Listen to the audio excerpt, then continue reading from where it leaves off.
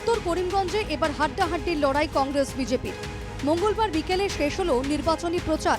সর্বশক্তি দিয়ে মাঠে বিজেপি প্রার্থী সুব্রত ভট্টাচার্য ও কংগ্রেস প্রার্থী জাকারিয়া আহমেদ পান্না। শেষ দিনে জোর প্রচার দুই প্রার্থীর। মঙ্গলবার শ্রীভূমি শহরে বিশাল রোড শো করেন প্রাক্তন কেন্দ্রীয় মন্ত্রী স্মৃতি ইরানি। শেষ দিনের প্রচারে উত্তর করিমগঞ্জ বিজেপিকে তাতিয়ে দিয়ে গেলেন স্মৃতি ইরানি। বিপরীতে উত্তর করিমগঞ্জের গ্রামাঞ্চলের বিভিন্ন এলাকায় ছোট ছোট বাইক র্যালি, সভা সমিতি কংগ্রেসের। উত্তর করিমগঞ্জে হিন্দু মুসলিম ভোটের ব্যবধান প্রায় 19,000। ভোটে নির্ণায়ক ভূমিকা পালন করবে সংখ্যালঘু মাইমাল সমাজ। উত্তর করিমগঞ্জে প্রায় 35,000 মাইমাল ভোট রয়েছে। এই ভোট যেদিকে ঝুঁকবে সেই দলই জিতবে। কংগ্রেসের 60 বছরের শাসনে মাইমাল সমাজের কোনো উন্নয়ন হয়নি।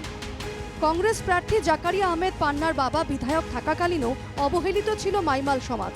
তাই এবার মাইমাল সমাজ বিজেপির দিকে ঝুঁকতে পারে। গত লোকসভা নির্বাচনেও মাইমাল সমাজ বিজেপিকে ভোট দিয়েছিল। এবার কি হবে?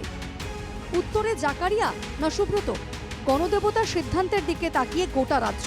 Bureau report, NKTV Bangla.